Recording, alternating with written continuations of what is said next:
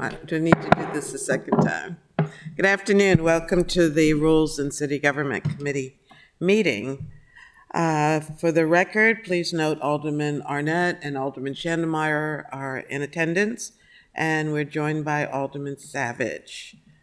I'll entertain a motion to approve the agenda.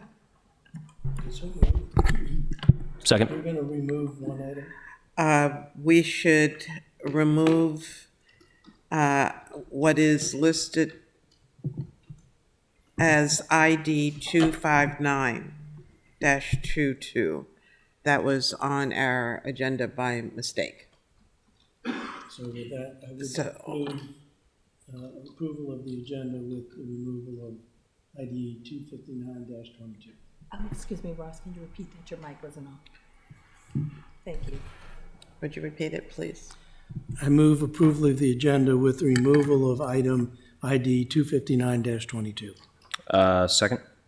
Okay, further discussion?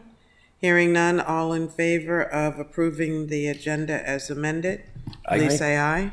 Aye. Aye. Okay, approval of the minutes. Motion to approve the minutes. Second. All in favor of approving the minutes from the November 4th meeting, please say aye. Aye. Okay, on to legislation.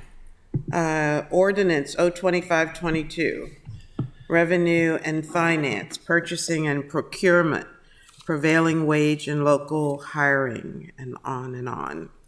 Thank you, Madam Okay, Chair. Alderman Schandemeyer, this is your legislation, and I see that you have a slew of amendments. Yes, ma'am. So do you want to give us, first of all, an overview, and then you can begin to speak to your amendments? Yes, Madam Chair. I also want to point out, joining us to give general discussions here in the audience, if we so require, City Manager Gerald from Public Works. This bill would be impacting his department primarily, so I requested that he be here after all of our meetings that generated some of these amendments.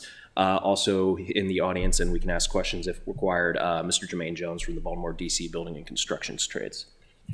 I'll invite you two gentlemen up to the table if you'd like, or you can come up when there are questions appropriate. I was just also informed I said Manager Gerald, not Public Works Director Gerald. So yes, Madam Chair, the point of this bill is that with the Federal Infrastructure Act that just passed, we're going to be having a lot of public infrastructure investments that are going to be made in our city. I am a strong believer that the people building that infrastructure need to be given a fair day's wage for a fair day's work.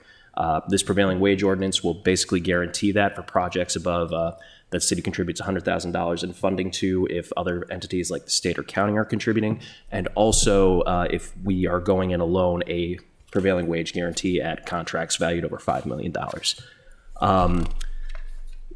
The other added benefits to this are there are some local hiring requirements. Those are in one of the amendments loosened a little bit, but it still puts an emphasis on trying to hire folks that live in Annapolis and Anne Arundel County so that we can get our people who wish to go into a good paying career with fantastic benefits a foot in the door for that project. And it also has several benefits and guarantees for racial equity. There are benefits and guarantees for racial equity, which are in the studies that I've shared with you. Also included with the studies that I've shared with each of you are benefits on preventing cost overruns, as we've seen that the higher investment in workers tends to lead in less hidden costs, such as random things popping up here or there. So I look forward to discussing these amendments with you all and to debating the ordinance as a whole. Okay, before we begin with the First Amendment, I'll ask my colleagues, any questions? I do. Turn on your mic, please. Not necessarily a question, but at the last meeting, we were given something from the city attorney, which I could not put my hands on for this meeting. But the thrust of it was that many of these things are already contained in our city procurement process as things that we look at when we're reviewing contract proposals. I will say that I was struck by an unusually strong statement from the then city manager about the potential harm that this could do for us in our procurement.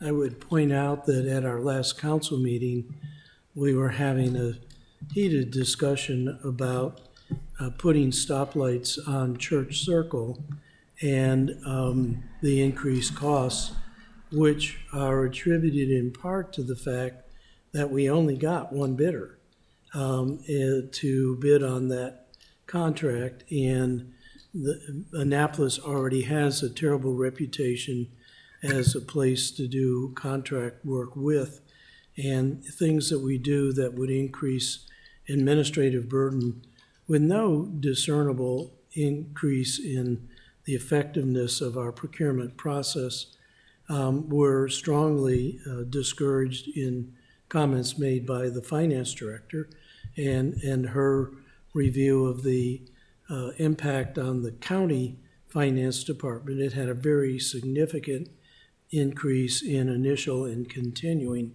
administrative burden. And again, for no appreciable improvement over our current procurement processes and potentially deleterious impact on our process. I've also recently read some materials that show that these contracts, and I think Alderman Savage might speak to that, increase costs, not decrease costs. And I think that part of our obligation as elected officials is to also be concerned about our constituents and what our actions do to our constituents and the taxes they pay. And so I am not kindly disposed towards this legislation. Thank you, Alderman. Alderman Savage, did you have your hand up? Well, actually, in the materials that were shared out, there was several studies that were done by various jurisdictions. The ones I shared with you was on school construction in Ohio, and it showed no actual impact on overall bidders and people trying to enter into these public works contracts. I would say that our poor reputation with the construction industry comes from a lot of our other actions and ordinances that we have a tendency to do.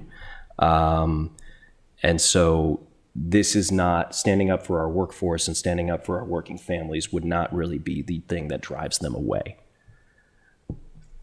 Thank you. Alderman Savage.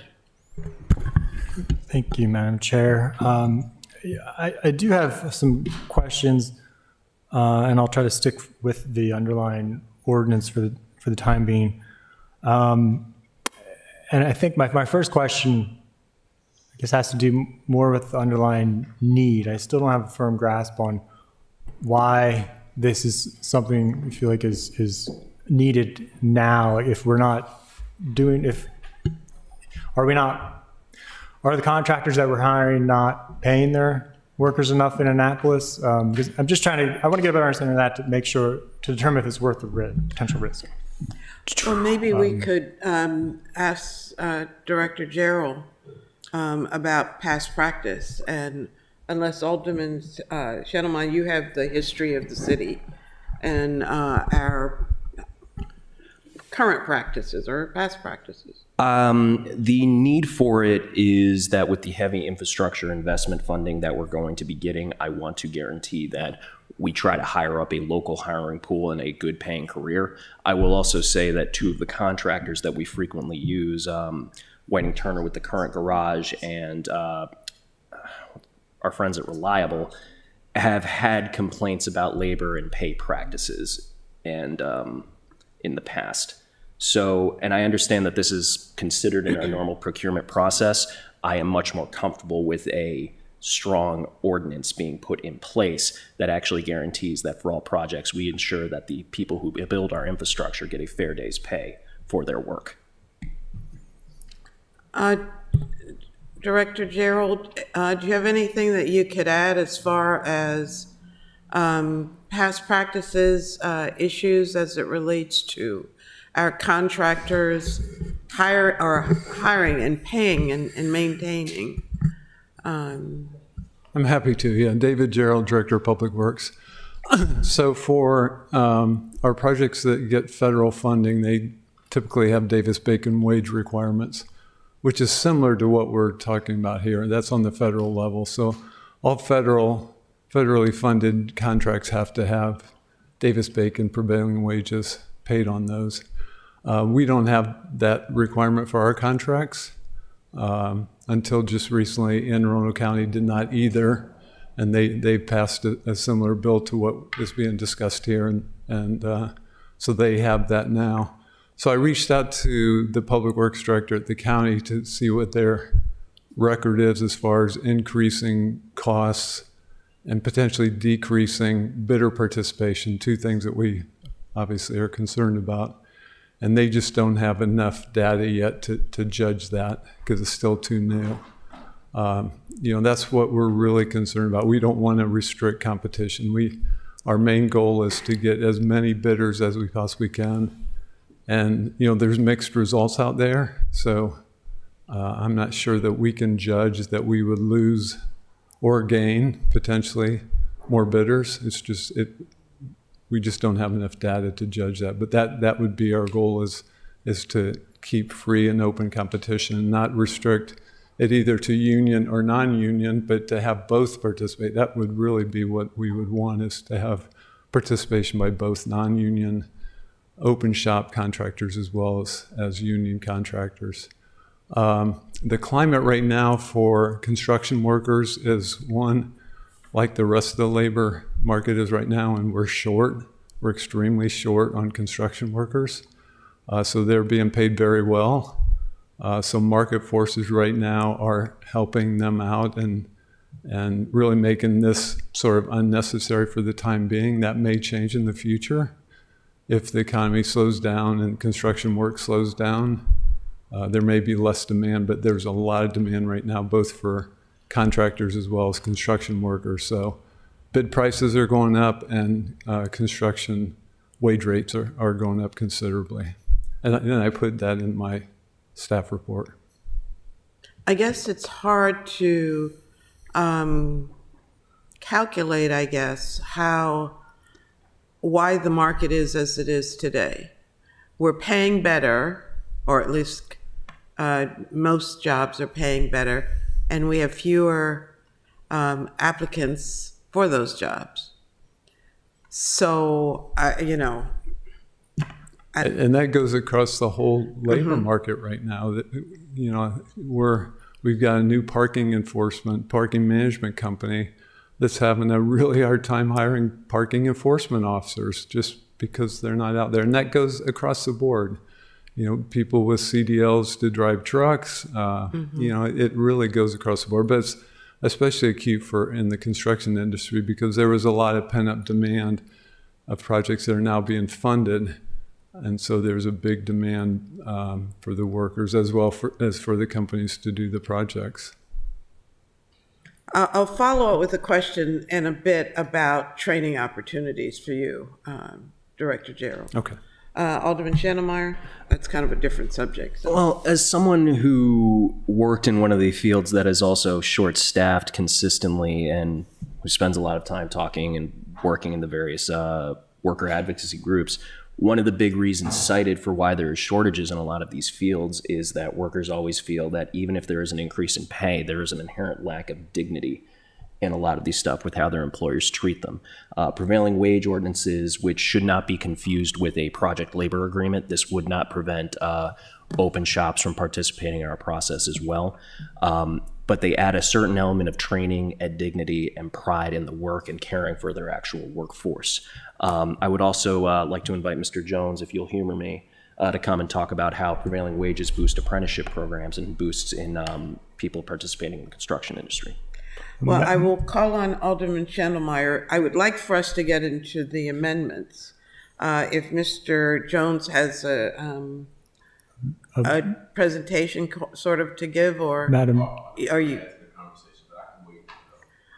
I mean, if there's specific questions as it relates. No, ma'am, it was just to add to that conversation as well, but if you want to get to the amendments and Alderman Savage's questions, that's A-okay with me. Okay, and feel free to ask him to come forward to share in Certainly. any of these amendments. Alderman Savage?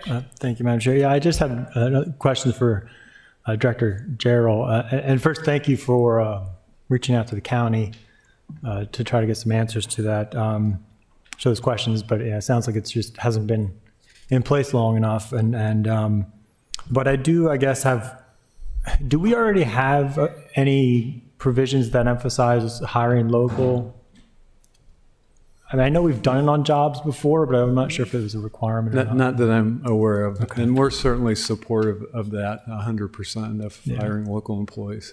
I think that's always the best option when there are available workers to hire them local. And the other question for you would be about, because one of the things reading through this, it seems to get us involved in and it might be more of a question for the law office, but it seems to be getting us involved in some of the employer-employee relations a bit much. And I don't know if is there precedent for that in how we handle capital projects? No, only for those federally funded contracts where we have Davis-Bacon. Otherwise, most of this, we don't have like a minimum wage requirement for construction contracts. That's what this really is prevailing wage is really a minimum wage sort of requirement that they pay them a certain amount. So we don't have that right now. Okay. Well, thank you. And just in general, I wanted to offer some, because the cost concern was raised. And some information that I came across, and this is from the Mackinac Center for Public Policy. It looks like it's based in Michigan. And they kind of looked at a number of different research articles, and some of the things that they've said is they said a more substantial body of research explores the link between prevailing wage mandates and construction costs. And while some studies find that the rule increases the cost of affordable housing and residential housing, and thus reduces the number of available units, school construction costs receive far more attention as far as I think the research that's been done. And they do say that a 2010 analysis of the construction bids for nearly 3,000 schools reported that prevailing wage mandate and other regulations substantially increased construction costs. Another study based on interviews with contractors concluded that the rule raises costs by about 26%. Estimates for New York pegged the increase at 13 to 25%, and a separate report in Nevada found even more significantly inflated costs. And they go on to say that prevailing wage raises labor costs without creating offsetting efficiencies. And this is given the relationship between prevailing wage rules and construction costs. Multiple studies have examined whether governments would save money on infrastructure if they repealed their regulation. And that's where they actually found that they would. A number of studies found that. And but another aspect of this, besides construction costs, potentially raising costs, which I think is quite a significant issue in itself. We've already seen costs go up on a number of projects. We know the issues with our budget, and anything that could potentially raise costs, I think would be, I certainly would be a bit wary of supporting that. So besides the cost, though, this policy group also talks about how it can impact employment levels. And they said, they noted that by repealing the Davis-Bacon Act, which I think is a federal act, would increase job opportunities in construction. So both findings echo a 1999 analysis from the Mackinac Center, which reported fewer construction jobs per capita in prevailing wage states compared to states without a mandate. And the third thing I wanted to raise, which is the last thing, which is one of the potential risks I mentioned, which I think we need to be wary of, is, and as they say at the centers, they said an oft overlooked aspect of prevailing wage rules is their potential for producing discriminatory outcomes for workers. Several studies, including one from 2001, reported that ending prevailing wage mandates led to a slight drop in construction wages. But interestingly, that 2001 study found that the decline was borne primarily by union and by white workers. In other words, repealing the mandate reduced the wage gap between black and non-black employees. A study from the University of Baltimore scholar, among others, points out that more stringent prevailing wage rules correspond with lower construction employment among blacks, and that repealing those rules would benefit minorities. Still another scholar, however, calls prevailing wage laws a disaster for minority communities.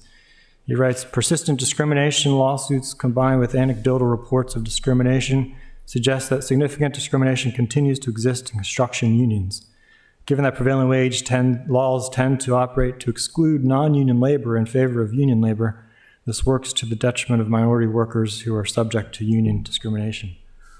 So that was just based on a number of analysis. So I think it's not necessarily, I think there are a number of risks which give me the calls that I certainly would like to look more into before we explore this. Alderman, I do have one question, probably more than one, but I'm only going to ask one. And maybe you spoke to it, but why did they extrapolate out school construction? I think just because that's often that's probably one of the more frequent capital projects that are out there for them to compare and look at, is my guess, but I don't know for certain. Will also add that a lot of my data and studies are school construction as well. So why did they? It's a common project. I'll let him finish his point before I get into my rebuttals, though, if that's all right. Okay. That was it. I mean, I did have specific questions on the legislation, but those were kind of, I can wait to do that. Okay, thank you. Alderman Channemeyer? Thank you, Madam Chair. So first off, a little word to the warning on the Mackinac Center. It is a pretty notoriously vigorous advocate for right-to-work laws, school choice, and other issues. As for the housing affordability argument, this bill would not impact it. This is tied strictly to government-funded infrastructure projects, roads, bridges, parking garages, what have you. So the housing affordability thing is not going to really get covered by this. As for its impact on minority communities, the data out there shows the exact opposite. The study that I shared with you folks from the Illinois, hold on here, from the, sorry, it's been a long day, from the Illinois Economic Policy Institute actually shows that there is a 24% increase in annual take-home pay due to prevailing wage laws in the African American minority communities. The idea that a bill that the Anne Arundel County NAACP supported in the county would have a disproportionate impact on minority families is frankly not accurate. So as for the union versus non-union, yes, these do tend to favor union shops more than non-union shops. However, that is more due to union shops have a tendency to pay these wages on their own desires versus non-union ones. However, this does not exclude non-union workers, as was stated above, because this is something that just merely dictates the wage rate, not that a shop that we use must be organized labor. It is not a project labor agreement. Okay, thank you. Let's go on to the amendments to, oh, I'm sorry, Alderman Gay. No problem. I do apologize. It's fine. It's Friday. I'll be very quick. My questions are, one, I didn't see anything, and I think the alderman alluded to this, mandating priority hiring for local residents. There is a local hiring in the bill as written, and in one of the amendments, it gives a little more wiggle room at the request of staff, but both still put an emphasis on priority hiring for locals. Okay, if you could point me, not right now, but at some point, maybe just shoot me an email or text with, because I can't find that. And then also, I do share great concern as it relates to our minority communities, African American and Hispanic. In particular, it makes up the bulk of the minority communities in the city of Annapolis. and the opportunities that they would have. I am of the belief that prevailing wage would benefit all, that like rising tide lifts all boats, but at the same time, I'm not. And the article that the alderman just read, kind of supported why I'm not, and particularly as it relates to the disparities in salaries in unions. Almost always benefit, at least from the experience that I've had just viewing unions, almost always benefit our white counterparts as it relates to pay. And so that's something to keep in mind. But overall, I think it's a great concept, just because if we could, if in the legislation it mandated that there was to be a practice observed for hiring local candidates first, and it mandated that, there has to be a cap for minority employment percentages, I think that goes a long way, because even when I look at the Hillman Garage, I think that we kind of just fell short on those practices as it relates to local hiring and minority hiring as well. And so that's to take into consideration. And the one thing that's really, really got me puzzled is that it clearly states in the staff report that if this bill was passed, the staff doesn't have the capacity to manage it. And so can that be done? I'm a huge advocate for, bringing in tech support. We're in the 21st century, and there's apps and programs for everything. I mean, I have to believe that there's some sort of, tech support that could help process this. And if you could just answer those two questions, that'd be great. Yeah. So first, in your concerns regarding pay for minorities, again, as I've stated in the study, and if Mr. Jones, if you want to come up and address any other concerns for the alderman, if that's all right, Madam Chair. Yes, sure. But in the study that I shared, and I believe I CC'd you on this when I was first introducing this bill, there is a 24% pay increase in state for African-American families in states and jurisdictions that have a prevailing wage law compared to states that and jurisdictions that do not. There is also shown lessons in other forms of discrimination in the minority, Latino, and African-American communities. Mr. Jones, if you have any other things that I am omitting. Yeah, my name is Jermaine Jones. I'm with the Baltimore DC Building Trades. We represent 21 different local union crafts, from plumbers, carpenters, steam fitters, all who have their own apprenticeship programs. I will say, as the Baltimore area director, one thing we're extremely focusing on is having a diverse apprenticeship group in class. And the last apprenticeship classes I just left from plumbers and steam fitters hall, who graduated apprenticeship class, and majority of the class were people of color.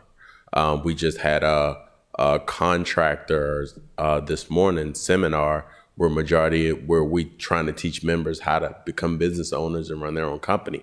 Where majority of the people in there were people of color. There is a direct focus to open our doors to everyone in every community. I will say there have been historic times in which, the doors may have been closed to unions, to other groups and other neighborhoods. And it was what I call that FBI father, brother-in-law, recruitment policy. But those days are long gone. This is not your grandfather's union. In those times, I wouldn't be standing up in front of you as the director of the Baltimore DC Building Trades if those times still existed. In regards to wages increases and prevailing wage, my grandfather worked in construction, and he loved the prevailing wage job. They called it a scale job. And that was when you worked on a scale job, is when you got paid the same amount as your white counterparts, because by law, they had to pay you the same thing they were paying everyone else. Outside of that, when you wasn't on a scale job, guess who decided what you made? Your employer did, your boss. So that kind of even the scale. That's why a lot of people in a lot of communities like the prevailing wage jobs, because at that point, it set the minimum wage in which you had to pay all workers, and that favoritism couldn't exist. And just one last point I wanted to make, when we're talking about prevailing wage, we aren't talking about making people rich.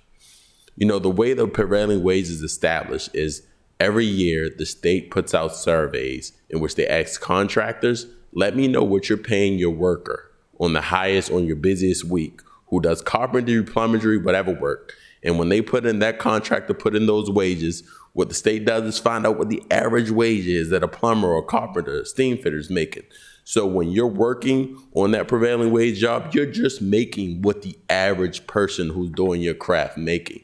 You're not making a substantial lot of money. You're not getting a pay raise. The problem is when you're not getting paid the average amount that you're making, you're then making less than what the average plumber or carpenter is making.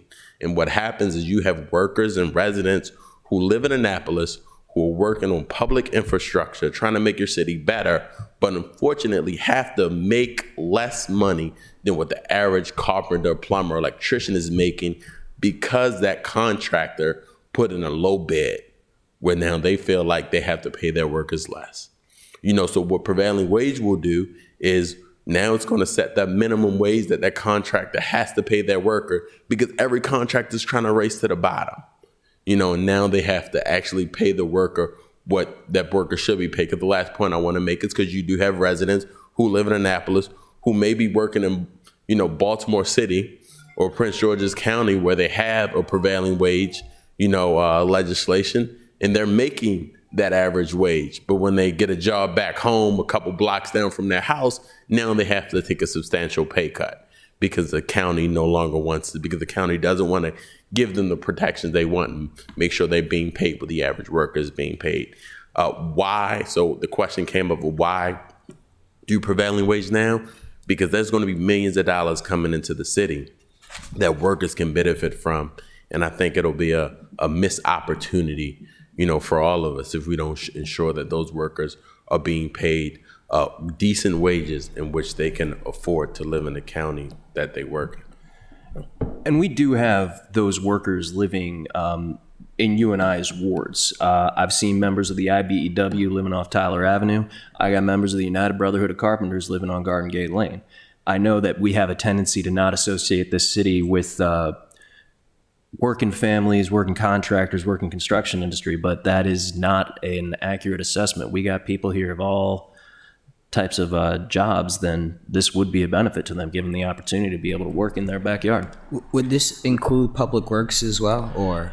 This would be associated with the contractors building our project. So if we handled it entirely in-house, that said, the folks at Public Works already have their own collective bargaining unit. And so would they be able to, I'm sorry. Go ahead. No, go ahead. Would they at some point, I'm assuming because they work on public infrastructure daily, be able to use the prevailing wage to negotiate a higher pay from the city because their counterparts would be getting paid higher for working on the similar infrastructure projects? Am I mistaken on that? Or? Well, let me ask Director Gerald how this is handled. And Mr. Jones, I do have a couple of questions for you also, but we're talking about the use of prevailing wage on big projects. Right. How would we implement it?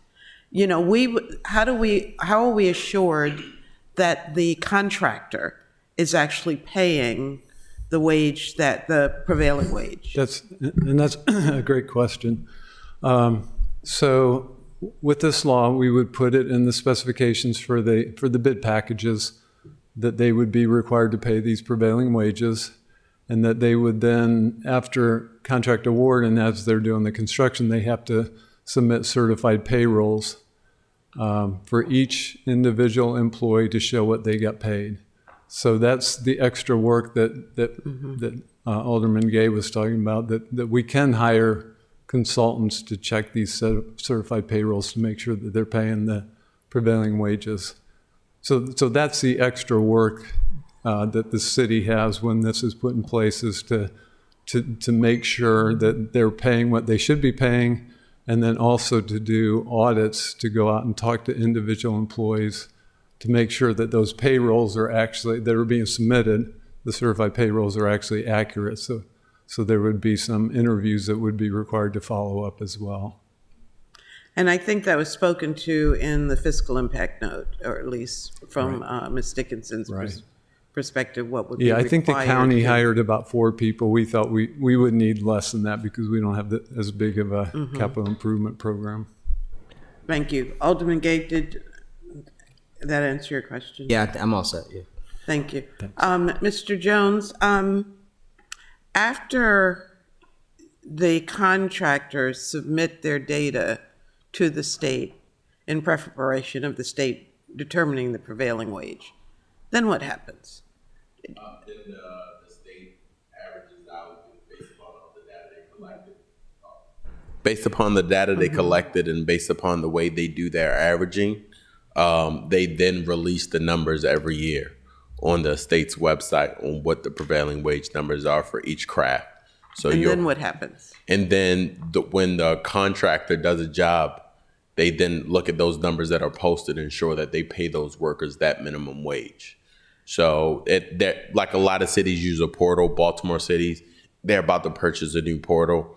Anne Arundel County has a portal that they're looking at, but it's called like PBC Tracker, where contractors upload their certified payrolls, like basic copies of the payroll of the worker, and it lists what they're being paid to this electronic portal that the city then spot checks and can look back at every now and then just to make sure their workers are being paid the correct wage.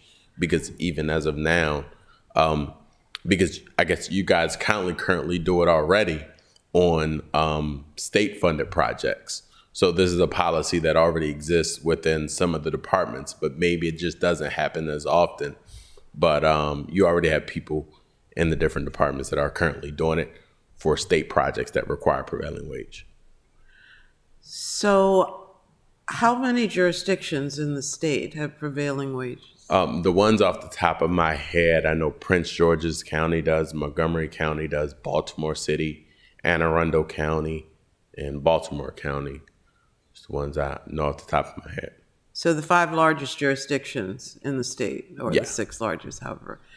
So what happens with our folks who go to work in Charles County or Calvert County or Frederick County or, And where when they may work there, if their prevailing wage doesn't exist, then, it's a race to the bottom, with culture, which is when the city does its procurement out, whoever gets the lowest price, actually gets the bid.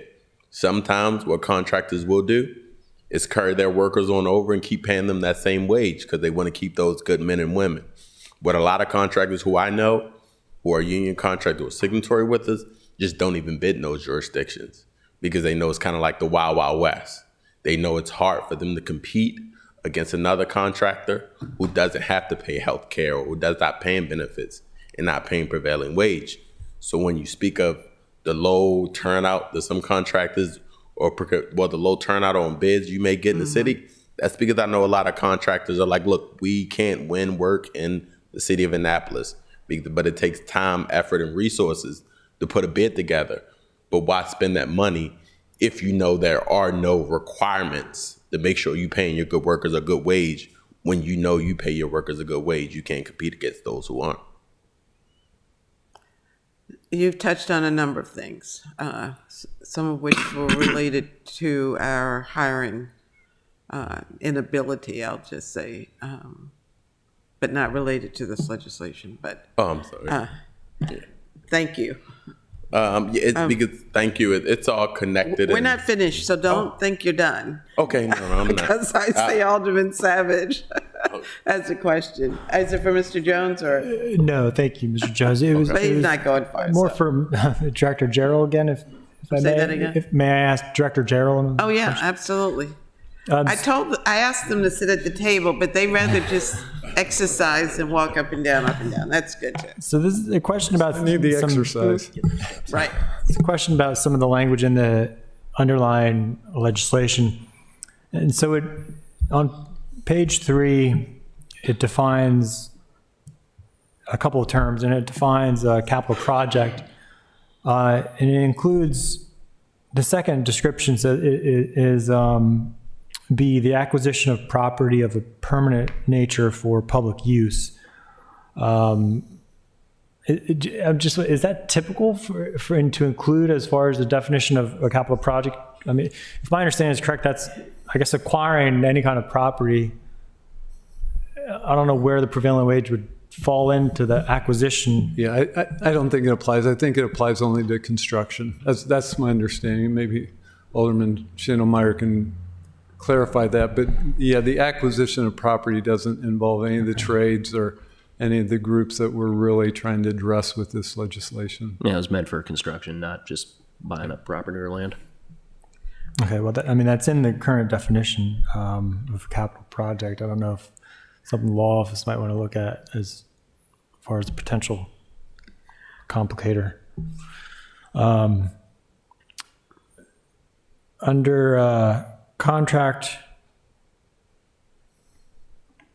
requirements, let's see. Oh yeah, on page 7, line 9, it's talking about prohibitions. Contractor may not do certain things, but number 3, it talks about employing an individual classified as a helper or trainee, but I don't see that term defined anywhere in the legislation.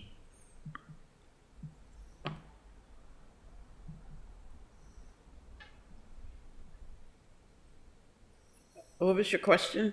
It talks about helper and trainer, but it's not defined in the legislation. Standard term. I don't know. This was the language that was pulled directly from the county's prevailing wage bill, which also didn't have that definition. One of the big things that this does do is it does define what an apprenticeship is, and that is kind of meant to supersede and guarantee that people just don't bring in basically the construction equivalent of an intern. So I assume that the county has training programs to help develop skills to get people into these contract positions? Is that what? I don't think the county does. No, I don't. I'm not aware of any training programs that the county has. Maybe you want to address that? Mr. Jones, you have to come to the mic, though. Any mic.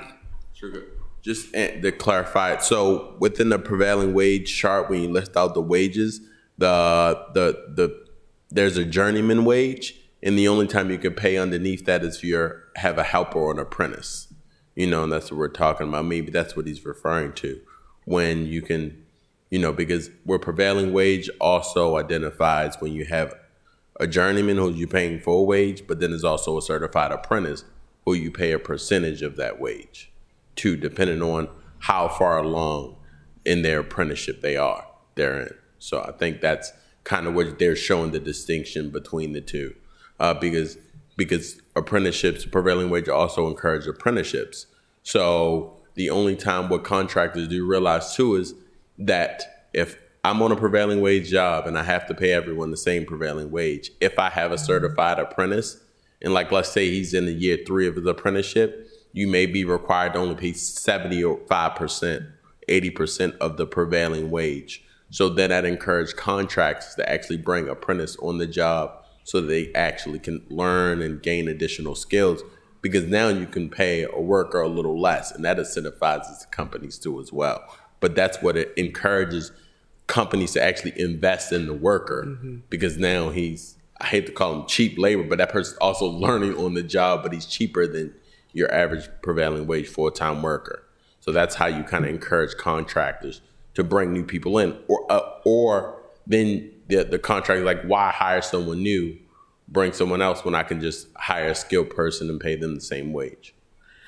Does the state determine all of the wages regardless of their place on the scale? You mentioned a journeyman, but there are all kinds of classifications of workers in construction and plumbing and, so do they have a prevailing wage by Craft. skill? Yes, by not skill, but craft. So if Okay. you're a journeyman plumber, you're a journeyman electrician, you're a journeyman carpenter, depending on what your craft is, you're getting paid a wage for your jurisdiction. So the state already has the numbers for just the city of Annapolis of what the average worker is being paid in Annapolis, who's doing carpentry work, journeyman work, in all those jurisdictions. So what a lot of counties are doing, well, just for Anne Arundel County, but what a lot of counties do is rather than put out a survey of their own, since the state is already participates in its own yearly survey, they just collect those numbers and use those numbers. But some cities like Baltimore City that had prevailing wage before the state even had theirs, they are already in the practice of collecting the surveys themselves just for the city of Baltimore, figuring out that established number and then having their own prevailing wage. But now they're realizing they can actually save time and resources. So there's actually legislation in Baltimore City Council to only use the state's collected numbers for that jurisdiction in order to determine prevailing wage. Is that higher? No, they're about the same. It's kind of apples and oranges. The other difficulty they're looking at is you're not always comparing apples and oranges. Baltimore City had 5 different classifications when, the state of Maryland only had 2, which is like building or highway work. And because they separated between building and highway work and then each classification underneath that. So our option might be to only compare to ourselves. Yeah. Is that in the legislation? I don't actually think I dived into that. I just wondered so this is automatically to compare to the state? Well, it'll be prevailing wage. it's already written up so you can use the state's collected data. That way it doesn't take as many resources that way you don't have to spend as much time collecting the numbers. It's encouraged that you already just use the yearly data that the state collects for the county of Anne Arundel. I would love to hear from the county to see if theirs is greater or less than the state. Well, they actually just use the states. When they established their prevailing wage, they agreed rather than collect it for ourselves, we can save the resources and just look at the data that the state collects just for their county and use that as their prevailing wage. And that's what they do. Okay, thank you. Alderman Gay. I still had. I'm sorry, you're still on the floor. Yeah, I still had one more question. But just to summarize for Ms. Ruther, at the law office, if I don't need an answer today, but if the law office could look at the terms, if they need to be defined, and then the first question about that definition for CIP, if that the property acquisition should be included in this or not in this section of code, proposed code. And then my other question, I think ultimately maybe for the law office as well, but if you look at page 8 and 9, and also further on down in the legislation, it talks about providing a lot of these records to the public. And I know that one of the amendments is going to basically clarify that to say it's subject to PIA requests. But my question is not necessarily about the PIA. It's just about, because some of this information it's stated in here, it's salary, wage, name, address, even last 4 digits of Social Security. And these are for contractor employees. That just seems like a lot of information to provide to the public. I'd be a little concerned about, I'd feel more comfortable if the law office could take a look at that to see if that's really appropriate to have in here, that kind of. Alderman, could you restate where that is in? Yeah, sure. So page 8 at the last line 28, it says that the director, and I know this is proposed to be changed to city manager, but for now it says the director shall, it talks about make the records available to the public inspection during regular business hours. And then it talks on page, let's see, 12, line 1, that about the last 4 numbers of their Social Security number, job title, hire date, address, name. And I just want to, it just seems like a lot of personal information to be thrown out there for the public. So I think we can ask the law department to clarify the need for that. Mr. Jones, you have an answer to that? Yeah. Please speak to the mic.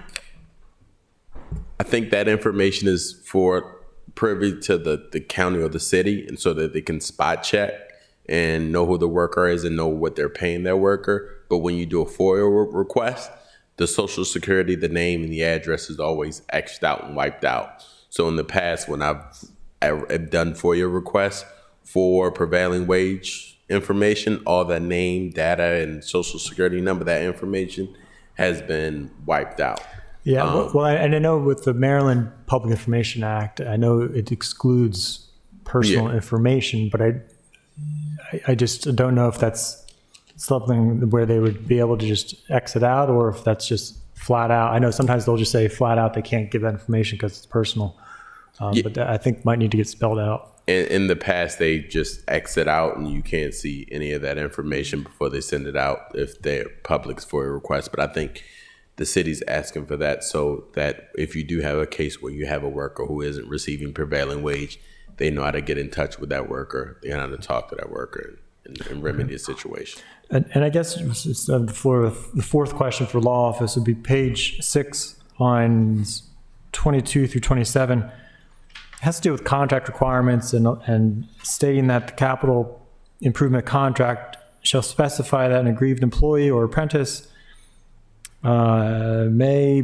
by civil action against the contractor, recover the difference between prevailing wage, blah, blah, blah. That just, I don't know, that again, I'm just maybe not super familiar with contract law, but is that something that's typical for, that seems to be inserting us in some of the legal rights that the contract employee has versus their employer. And I don't know, that again just seems like territory might not be our business. Alderman Shanamar, do you have a? Well, similar to paying our public employees, that's all similar public data is provided as well. And we don't leak out their social security info and personal data willy-nilly. It's just kind of a transparency thing to make sure that what we're paying is open and available to the public and that they're getting the wage that they deserve. I think he was asking, though, about the legal responsibility and whether we get drawn into a discussion about equitable or appropriate salaries. Yeah, it's just, Is it our responsibility to get into the middle of it to make sure that the appropriate wage is being paid, or is that something that's between the contractor and their employee? yeah, and it seems like this language inserts us into it by stating this essentially gives the contract employer, not our employee, the contract employee, the right to sue their employer for a salary dispute when, again, do we even have the right to give somebody else's employee the right to sue them for something in this situation? I don't know if I'm asking that articulately enough, but Mr. Jones, you have some experience with this? Yes, the reason that exists is because usually the Department of Labor is what handles, all those labor disputes when someone isn't paid the right wage, and a regular worker doesn't have the ability to actually sue their employer if they aren't being prevailing wage. But this will allow them the ability to, because historically what happens before the private right of action bills that's been passed is that worker has to go to the Department of Labor. The Department of Labor has to do an investigation. The investigation has to go through hearing. Well, they have to investigate it, call the employer, then the state puts a judgment on the contractor, say you have to pay this worker. And then if the state doesn't, if that contractor doesn't pay their worker, then the state has to follow up and kind of put actions against that contractor, because that worker then doesn't have the right to actually sue that company. And this gets dragged out like months and months while this worker has bills, has rent, and is being threatened to be evicted, while they go through this process of going through the Department of Labor to ensure that the prevailing wage, that their correct wage is actually finally given to them. But what this is going to do is allow the worker to have the right to actually go to the court system, say, I should have been giving this, and sue for damages and everything else. It's a lot smoother, quicker process that workers should have the right to, but because of the way prevailing wage laws are written, it's under the jurisdiction of the Department of Labor, and they're the ones who have to handle that dispute, and that worker doesn't have the right in order to say, this employer should have been paying me this, and sue for it. This gives them that right. well, but I mean, the Department of Labor is a state agency. Mm-hmm. But I guess my point is, it seems like we're getting involved in what's a private dispute between the employee and the employer. You're It's not actually a not public- getting involved in it. You're just giving the worker the right in order to have the ability to do it. I know, but how can we give, it's like, how can we give another employer's employee the right to sue their employee when we have no relation upon them other than that they have a contract with the city? It just seems like It's because you're the purchaser. Like the contractor at the end of the day is working for you and working under like in the way the prevailing wage law is written, it's saying rather than have to go through some other state agency to get it solved, they have the right to go through the court system in order to sue for additional damages if he needs be, if they want to take that route, which is a much quicker route. Because I'm just letting you know through the state, if you want to talk, because usually through the state, you have to go through the state in order to ramify any of those issues. Yeah, and I agree with all of that. So that's really the crux of this bill, right? This inserts us into that relationship between the employer and employee, saying you have to pay at least this amount of money on an hourly basis. Right now, we're not in the middle of that. This puts us into the middle of that. And if we're going to have this law in the books, we have to enforce it. So we have to support the employee if they're not getting paid the prevailing wage. So we would support that suit that would be filed with the Department of Labor to get their back pay. okay. I mean, that's really the crux of this is that puts us square into the middle of that relationship. Yeah. And it doesn't require that they can't pay more than the prevailing wage. It just means they have to pay at least that amount. Yeah. Okay. Well, thank you. That's helpful. I mean, that also I think gives me a bit of heartburn over this, just because it's just it's just drawing us in. Besides, it puts us in the middle of this relation we have to manage, and so that adds to our staff costs, staff burden, and it's potentially adding to our contract costs, liabilities. So I just don't know. If it's, again, that's why I was asking about the need. I don't know if the need's driving, if the need's there to justify this cost. City of Reuter Law Office Policy Analyst. This legislation is very close. Cynthia Reuter, Policy Analyst for the Office of Law. This legislation is very close to the Anne Arundel County legislation, and Anne Arundel County decided that they are willing to use that process. This is a City of Annapolis choice. You decide whether you want to follow that or go your own direction. Okay. Thank you. Thank you. Alderman Gay? I just had one last question, because I'm fine with everything except for, I guess the thing that's kind of hanging me up still is, again, you can make the amendments on the other stuff, the financing. And so I'll use a project that we just talked about this past Monday, the Church Circle lighting infrastructure project. If we pass prevailing wage, the contractor who took the bid, which there was only one bid apparently, so who knows if prevailing wage will tank that process and we get no bids. But if the contractor who is given that bid has to pay the prevailing wage, if this is passed, that it could, and correct me if I'm wrong, Alderman or a director or someone, it would take the $405,000 that we approved for appropriation Monday night and possibly turn it into $550,000 or $600,000 based off of the wage that the contractor would have to pay, and they want to recoup that fund in some way. Am I? So it depends. Again, right now, because there's such a shortage of construction workers, the wages have gone up. So I would say that we're already above prevailing wage because the contractors are having such a difficult time finding employees. During a time when things aren't quite as tight, it could. You know, when there's more construction workers than there are jobs, and they're hungry and they need to work and they're willing to accept less than prevailing wages, it could increase the cost of construction if they have to pay prevailing wages. It's like, you know, the term that he was using was the race to the bottom, I think. Was that the term that you used? So it all depends on what the bidding climate is. But we accept the low bid. So if they're able to get employees for less than what the prevailing wage would be, then we accept those, and that they're probably the low bidder.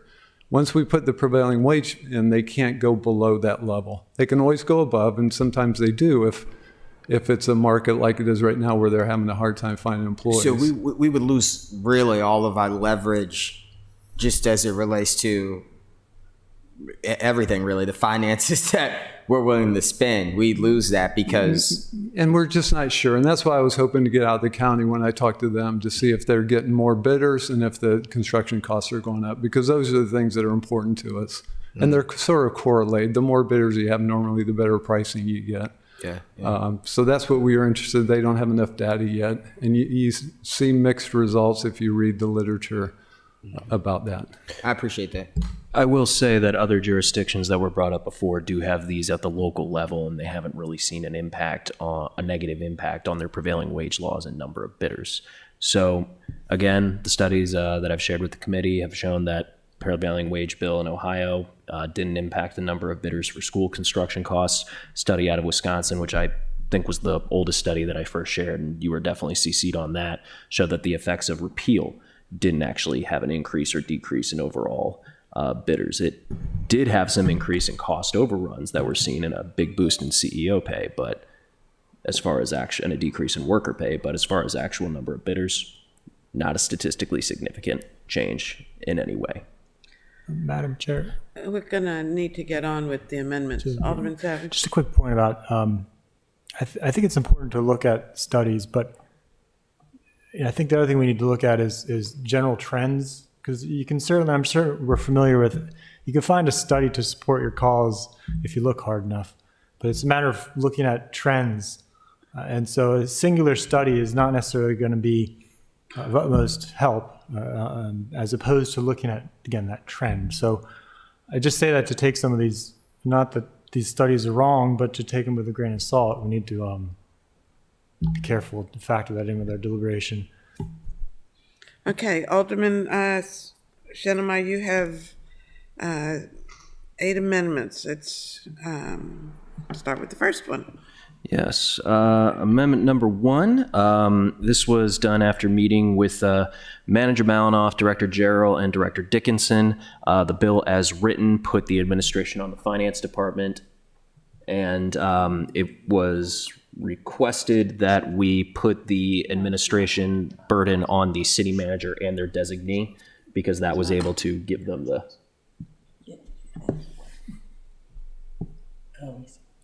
I'm sorry. We need just one conversation. Yeah. No, you're gonna have to speak to city clerk. Basically, this puts, instead of the finance director, this puts the administrative on the city manager or their designee. This was done after a meeting with Manager Malinoff, Director Jarrell, and Director Dickinson. So in essence, we've changed from department to city manager. Correct. Alderman Arnett. Except that we haven't. So I've noted on page after page, we make this change here, we make it city manager, but there's numerous indications, this is editorial thing, where it still says director. So we're going to have to get a clean copy of this where everything, like for example on page 9, line 4, the audit says the director may, on line 8, the director may, and there's numerous. So I think here's one on page 11, on line 17, the director. So I think we need to clean that up. But the more important question is, and having had just a conversation with the city manager today, I think that he is feeling very encumbered with all kinds of duties, and this is yet another one. I'm glad to see it come off the finance director's shoulders, because I know that she is heavily overcommitted, but I think the city manager is too. So when we get to talk about the overall impact of this and the weight of the administrative burden versus the benefit of this legislation, we need to remember that this is yet another, I think, much more clerical administrative duty that we're putting on the city manager. And I would not be surprised if he asked for more staff in order to pick up these burdens. So Regarding Let me ask Director Gerald, because in my mind, this is in Public Works.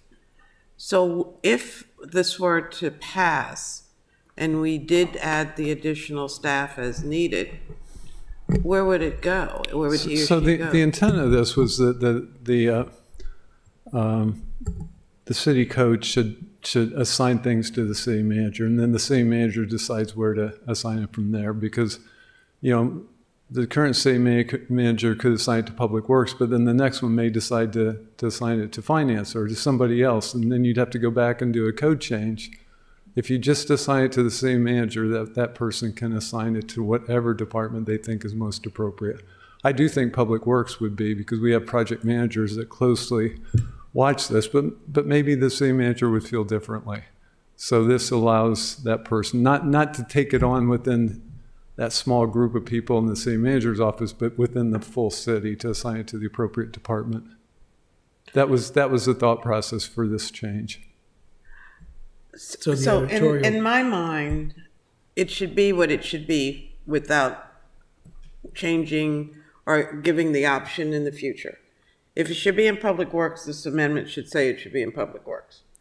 Okay, as opposed to putting one more thing in the city manager's office just so that he can allocate it out to somebody else. I think we should get it right the first time around as best as we can. So, in the conversations and meetings, it was given as a more flexible way to just accomplish it. I also want to talk on the editorial change, I guess, with like director versus city manager. The thought process between Cynthia and myself was that by changing director, the meaning of that in the page 3 under the definitions section, that it would just kind of lessen the amount of scratch put on, because we just defined director as this one thing from here on down. As for the city manager thing, this was again something that the city manager, Director Dickinson and Director Gerald were all in agreement on. Believe that the departments have a pretty good idea of where and what they need and where and what they can do. I'm happy to have the conversation on the extra administrative stuff after we're done with the amendments, or during we're done with the amendments, whatever the chair chooses to do. But I figure we debate the amendments one at a time and then talk on the greater bill. well, I would not, we only have about 50 minutes. And you have still 8 more amendments to go, or 7. And this one just doesn't feel like it's complete. We've heard that there are a lot of areas in the ordinance that hasn't made the necessary corrections. I don't agree with putting it in the city manager's office. We don't have a motion on the floor at all right now. No, but if I Alderman may, Arnett. I actually agree with the notion of putting it with the city manager and then letting the city manager delegate. For example, there's a section back here in conducting an audit. I don't know that Public Works would be conducting the audit. It would seem like that would be something that finance would do. But all I was trying to point out editorially is if we're going to change it to be the city manager, it should just be the city manager everywhere, not manager in a couple of places and then director everywhere else, where director has really been redefined here to mean city manager. Madam Chair. So what's the, Alderman Savage? Just, I need to go soon, but just quick on that. I hear Mr. Gerald, but I tend to agree with you, Madam Chair, as far as I think we should be clear, because I think with the argument, if you follow the logic, the conclusion of that argument, it would be that everywhere in the code where we list a department or a director, that it should just be the city manager. And I think that present too much confusion in the future. I tend to think, and even my concern looking at the first draft was just listing director. I think it should just be a department, and we'll let the department, because we've heard from directors feeling overwhelmed as well. And I think department would satisfy that. But under that logic, then, we should have not director, but director of public works, where it's the director of public works, and director of finance, where it's the director of finance. So that's a major resorting of all of this. Wherever it says director, it doesn't tell you what director you're referring to. Well, then I Which I think is your point. think we should be very specific.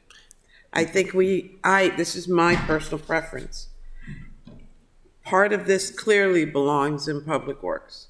Part of it clearly, in my mind, belongs in finance. I think we should say where it belongs. I don't agree with, putting it off until it's already done. Because in likelihood, it won't until something else brings it to our attention. So let's fix it so that it's right the first time around. And I suspect that it will be approved much more easily with the very corrections that we're delineating for you, Alderman Schnellmeyer. Without Director Dickinson or Manager Malinoff here in the room right now, I don't think it matters in the grand scheme of things if we put it in the manager's office or the public works director's office. I just don't want to make that change without telling them. You know what I mean? Then go back 'Cause it's been and have this discussion with them. I mean, when we introduce legislation and then we have to come back with a litany of amendments to our own legislation, that means there's more discussion that needs to be had. The rationale, again, this was after several meetings with the department directors, that this would be impacting. So we were trying to come up with better, reducing the regulatory burden upon them. And I don't have a problem with that. We should just do it first before it's introduced, and then we don't have to go through all the machinations, I think. Yeah, I'm Some of the speaking for one functions person. are in public works, some of them are in finance, and a subset of finance in procurement. So it seems to me like there's two choices. One, you can just say generically city manager or their designee, and that should carry through everything. Or if you're going to parse it out to public works and finance and procurement, then every place where it's specific, you can't just say director. You need to say director of public works or director of finance or the person in charge of procurement. I think that it is more effective to say city manager or their designee, his or her designee, because then that just carries throughout the whole legislation and it will get designated. I do think out of all of the things that I think are of substance that I have some issues with this legislation, this isn't one. It's just, for me, it's an inconsistency in the way it's currently drafted. Well, Alderman, let me ask you, because I think I just heard Director Gerald say, or it could have been Mr. Jones, that depends on who sits in the seat of the city manager, where it goes. I would prefer that we make the decision with the intent very clear, sitting here. Well, That I know that's my interest. Okay, so, this amendment did come at the recommendation of Manager Malinoff. Mr. Gerald, is that your recollection of our meetings as well? It is, and we had a long discussion about this too, and we're having the same discussion now. But it's do you want to allow the flexibility for the city manager to assign it to the department that he or she thinks best, or do you want to just do what and it's the council's prerogative to decide to assign it to a certain department, certainly. But then if the next city manager wants to change that, it would require a code change. So that was the flexibility that City Manager Malinoff was seeking, was just, if it worked, this is a new program. If it's assigned to Public Works at first, and it becomes apparent that it should be a different department that's doing it, that would give him the ability to make that change. That's all. That was the discussion. And kind of the thought process was with going into a little bit of new waters, we wanted to give the most flexibility possible. So I would argue that this should read city manager means city manager or designee.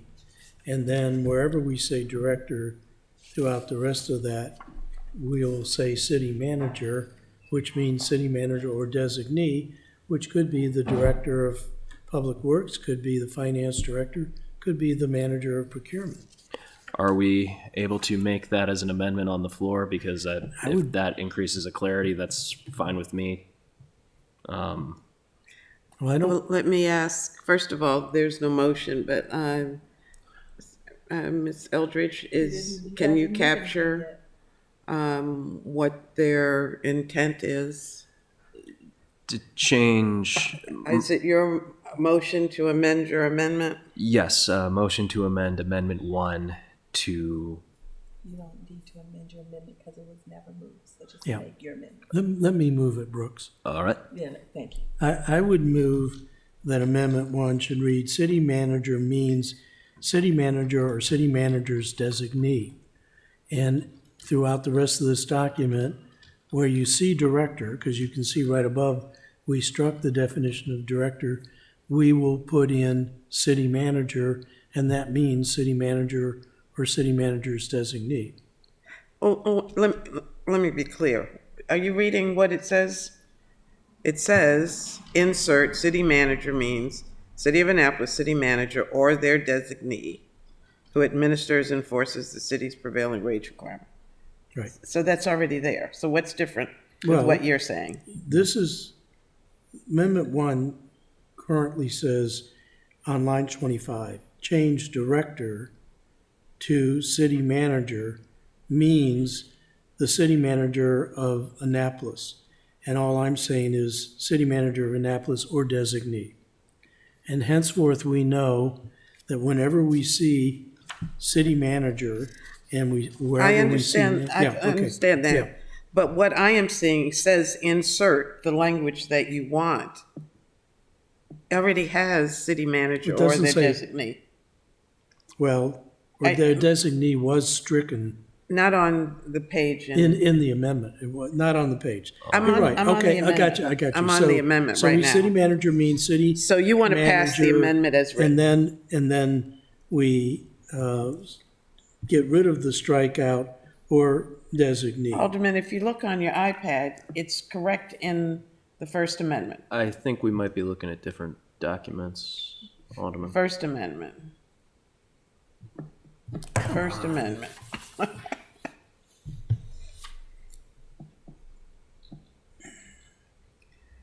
On page 3, line 21, insert. Oh, yes, you're right. You're Okay. correct. So Amendment 1 does stay as submitted, but what we need to do is to strike evermore in this document, wherever it says director, we need to replace that with city manager. Okay, so this language does not deal with, well, it does starting on page 6. And I contend through the rest of the legislation, you would be striking director and substituting city manager or his or her designee. Even with this amendment, just say city manager, because this amendment means city manager means, Okay. yeah, But it has to be, and it should be his or her designee. yeah. We only So- have one city manager. So it turns out my motion is to accept amendment number 1 as submitted, Period. but throughout the rest of the document, strike wherever it says director and substitute city manager. I will second that motion. Okay, Ms. Eldridge, are you clear on, Absolutely. okay. Okay, further discussion. That was the easy one. Well, you know what? 5 o'clock is the witching hour, so I'm just telling you. Good. Okay, all in favor of Amendment 1, as, I won't say as amendment. The Arnett Amendment. This is not the Schnellmeyer Amendment. This is the Right. Alderman Arnett amendment, please say aye. Aye. Opposed? Nay. Okay. Amendment number 2. All right. Amendment number 2 is on page 9, strike line 18 through 27. This came at the request of the finance office to essentially help reduce the regulatory burden on them to ensure that we could keep the administrative costs down a little bit further and a little more manageable. You know, our amendments don't have line numbers on them. So we're going to have to guess that we're talking on page 9, lines 18 through 27, Yes. page 10, 1 through 12. which is not what we're seeing in front of us. The one on page 12, line 4 is amendment number 3, I believe. No. Can I have a tissue? This is page 9, lines 18 through 27. Right. Page 10, lines 1 through 12. And paragraphs 4, 5, and 6. And substituting them with 2, 3, and 4. Okay, so where are they?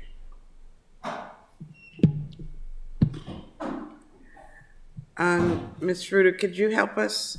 Because we're not seeing, I think I need to go print the first reader with the numbers on it, and then you can just refer back to the right. Probably be good.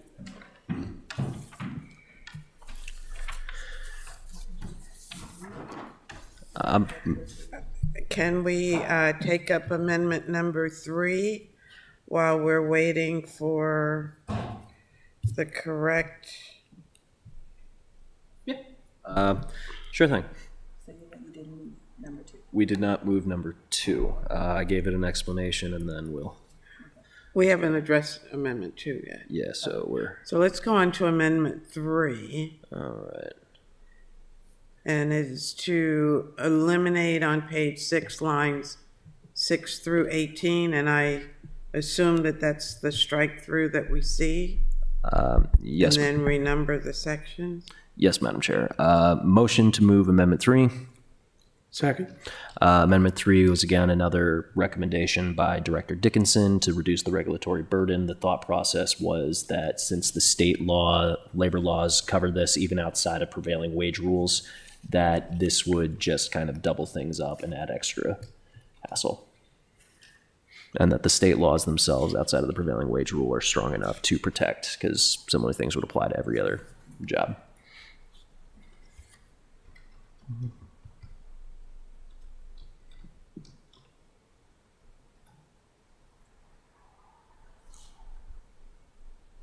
So is this part of the county legislation? This was part of the county legislation, yes.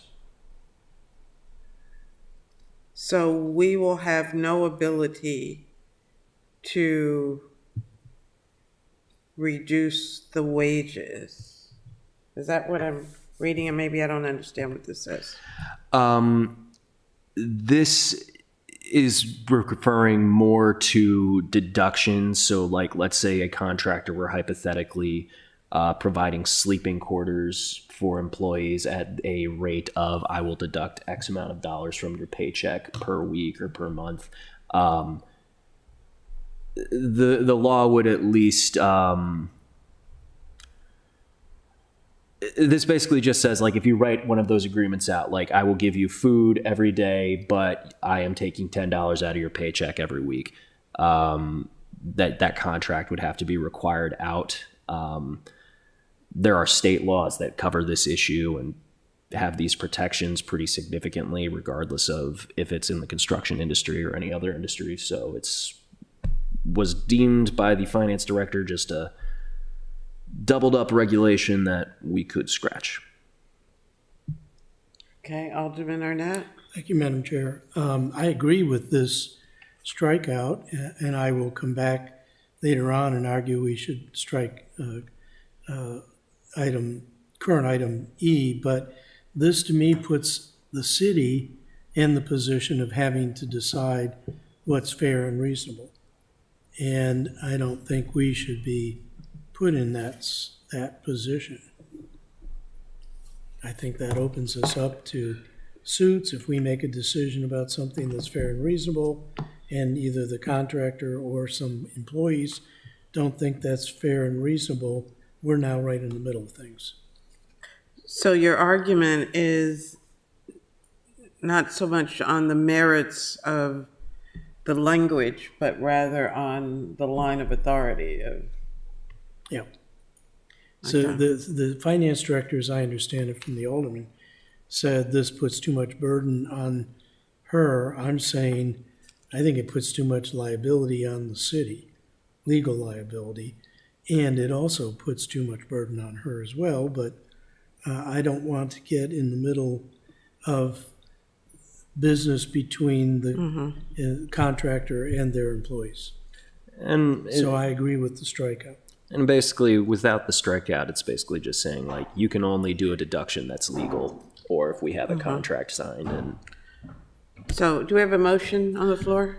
I move approval of I believe Amendment 3. you would second it. I believe I put the Oh, motion okay, forward. I'll second. Oh, it was already seconded. Okay, so it has been moved and properly seconded. Further discussion? Hearing none, all in favor of Amendment 3, the Gentelmeyer Amendment 3, please say aye. Aye. Aye. Aye. Okay, going on to Amendment 4. All right. Amendment 4, it plays with the local hiring requirement. This is again a request of the finance director and city manager. I'm sorry, I need to make the motion. I apologize. Motion to approve Amendment 4. Second. Thank you.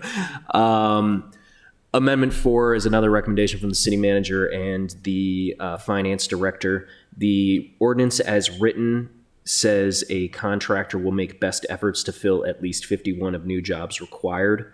That 51% number written for something that was already written to provide wiggle room with best efforts and what those mean, and that was left deliberately vague both by the county, by the state, and by myself in this written, was to provide flexibility. However, the finance director was saying that even that number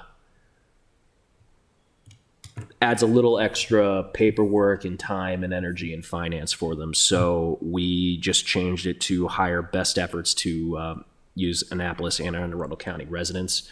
With the vagueness of the original language, I feel like this doesn't make a significant change into the meat of the bill itself.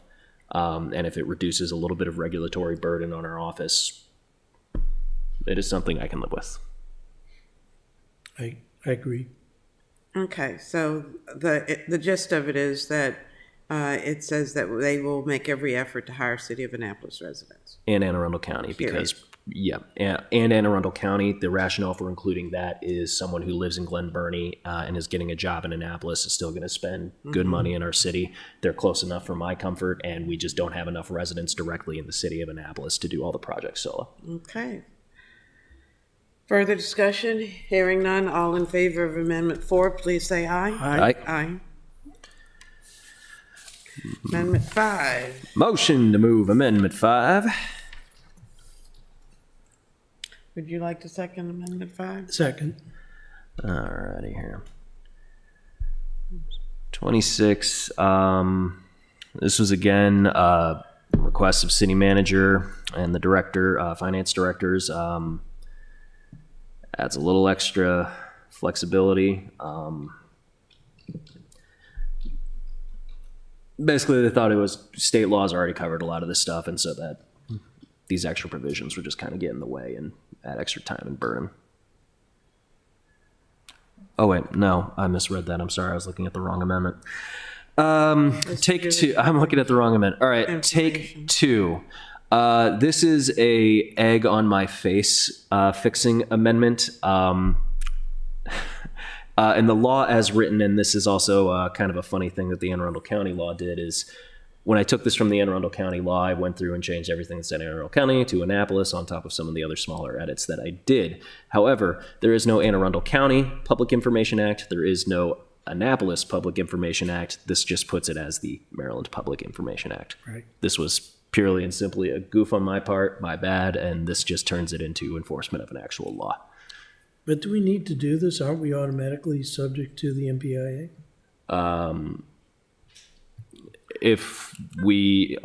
I assume we are, but the county felt the need to put it in as an actual fill-in, although they goofed and wrote the Anne Arundel Public Information Act, so this just clarifies it as a state. Well, does the county have Freedom of Information Act No. specific language? No, that's what you just Yeah. said. He's taking out what he said. He's taking out the city, which is in the old language. I don't see the county anywhere there. Drafting this bill, during the initial draft, it was a copy and paste, and then going through, making the little edits and changes, and that was one of the things that I had searched for. And So my question is, was Anne Arundel County in the original language that now has the city of Annapolis and is part of the strike-throughs? yes, Okay, so they obviously do have something. I think their law office just missed it. Okay. So do we need this language, is the question. I think by putting in the Maryland Public Information Act, we make it known that we are following the state's rules and regulations on this front. Okay. If we strike down Amendment 5, we're just going to have in the law the Annapolis Public Information Act, something that doesn't exist. It's just kind of a random nonsense. Yeah. Maryland Public Information Act is. Okay. So the motion on the floor is to support Amendment 5, Schnellmeyer. Yes. Yes. Further discussion? Hearing none, all in favor, please say aye. Aye. Aye. All right. Moving right along. Motion to move Amendment 6. Second? Thank you. All right, Amendment 6. The Amendment 6 takes on page 8 on line 22, the director shall and insert the city manager may, fun clarification. And then on lines 22 and 25, strike it to not less than. This was another thing that was put on to help with the regulatory burden of what we're doing. I'm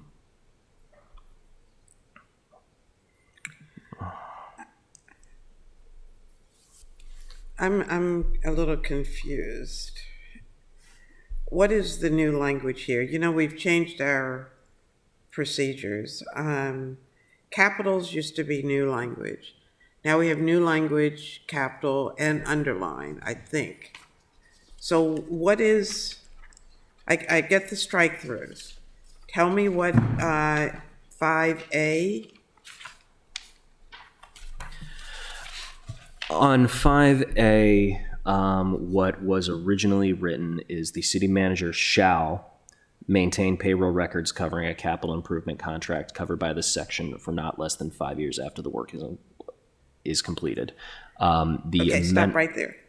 Because I'm not seeing that in our language, in our amendment. That was what was originally written. The new language says the city manager may maintain payroll records covering a capital improvement contract covered by this section for 5 years after the work is completed.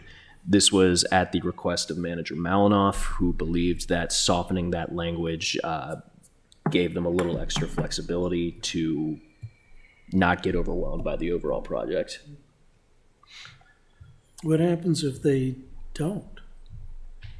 Now that we made it may, it's optional, and they may choose not to keep any records.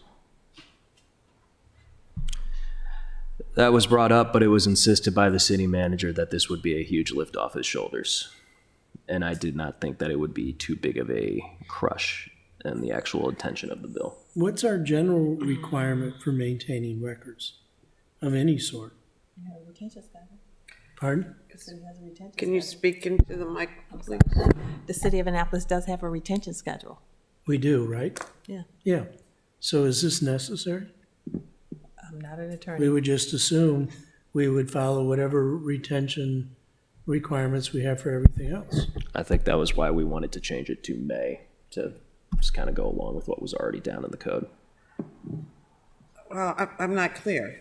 We already retain all payroll records, and I suspect for longer than 5 years. I believe that the reason was this is because they're not working directly for the city, they're contractors that the city is hiring. And that was why we wanted to put something in there. Wouldn't this really be the responsibility of the contractor to keep these records? I mean, why would they come to the city for payroll records of the contractor? Why don't they go to the contractor? So that we can ensure compliance. We can what? Ensure compliance. So you can what? Ensure compliance. Ensure This is compliance. retention, it's not.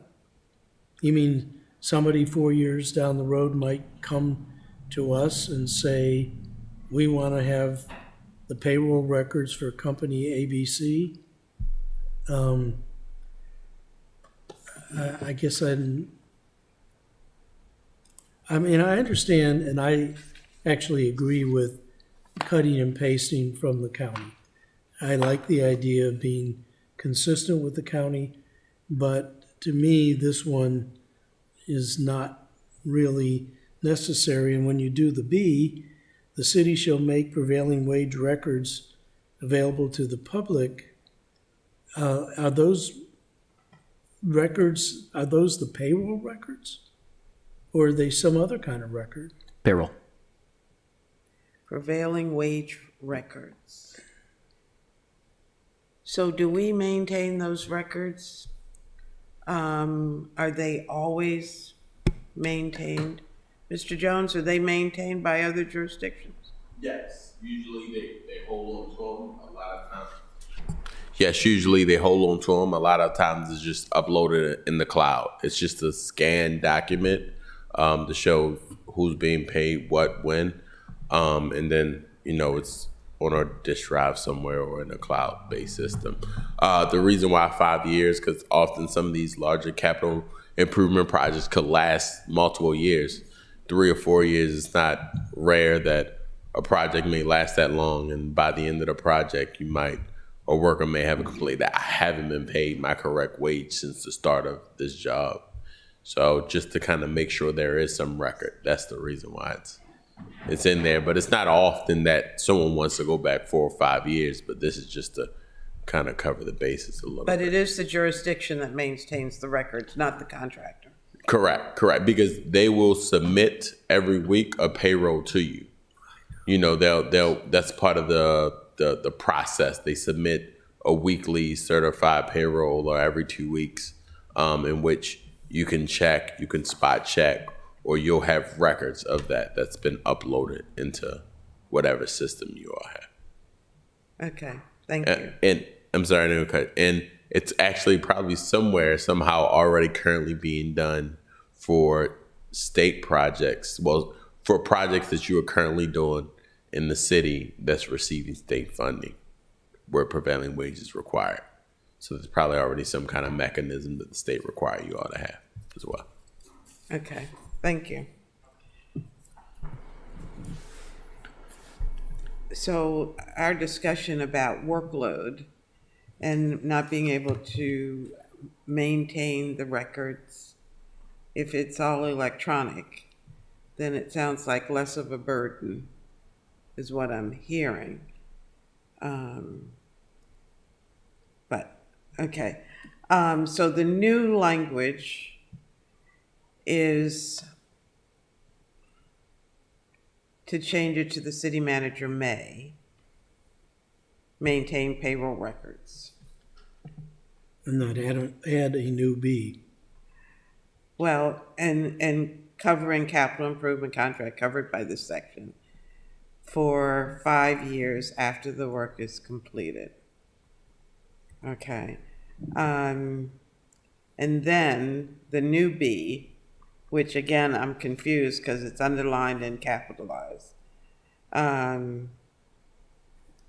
5B as originally written says, subject to any required exemptions or denials under the Annapolis Public Information Act or any other applicable or open public records laws, shall make the records available for public inspection during regular business hours. We changed that to the city shall make prevailing wage records available to the public upon request pursuant to the Annapolis Public. I'm going to have an amendment to my amendment for a second here. What 5B now reads is the city shall make prevailing wage records available to the public upon request pursuant to the Annapolis Public Information requirements of Title II, 62 of the City Code. Basically, what that says is if someone just strolls in and goes, give me the prevailing wage records right now, we would be required to do it, which is what the bill was originally written. The amendment would allow us to actually get a little time to present that data. And that was after the previous meeting. I think that was a request by Director Gerald. Was that you or Director Dickinson who made that request? To change that we have to have everything ready on during working business hours, to change it upon, we have to produce it upon request as an effort to buy us a little bit of time so we can prepare the report. It doesn't say that in the new language, however. It just says make it available. Director Gerald, if you can come up, my understanding after our meeting was that that language change would actually allow a little bit of time to prep the report itself when someone made the request for it. I'm fine with it, but it just doesn't speak to what you're describing here.